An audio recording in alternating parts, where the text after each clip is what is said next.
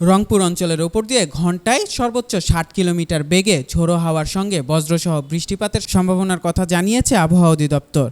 আজ বৃহস্পতিবার দুপুর ১টা পর্যন্ত দেশের অভ্যন্তরীণ নদীবন্দরগুলোকে দেওয়া একটি সতর্কতা বার্তায় এই তথ্য জানানো হয়েছে।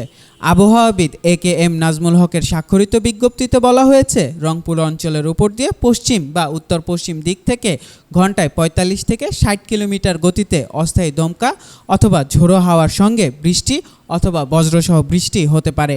এই অবস্থায় রংপুর অঞ্চলের নদীবন্দরগুলোকে ১ নম্বর সতর্কতা সংকেত দেখাতে বলা হয়েছে। এদিকে বুধবার সন্ধ্যা ৬টা থেকে পরবর্তী ২৪ ঘন্টার পূর্বাভাস অনুযায়ী রংপুর, রাজশাহী, ঢাকা, ময়মনসিংহ ও সিলেট বিভাগের কিছু কিছু এলাকায়, খুলনা, বরিশাল ও চট্টগ্রাম বিভাগের ২-১ জায়গায় অস্থায়ী দমকাসহ বিদ্যুৎ চমকানো অথবা বজ্রসহ বৃষ্টি হতে পারে। অন্যদিকে সিরাজগঞ্জ, মৌলভীবাজার, রাঙামাটি, ফেনী, চট্টগ্রাম ও পটুয়াখালী জেলার ওপর দিয়ে মৃদু তাপপ্রবাহ বয়ে যাচ্ছে, যা কিছু কিছু এলাকায় প্রশমিত হতে পারে বলে জানিয়েছে আবহাওয়া অধিদপ্তর।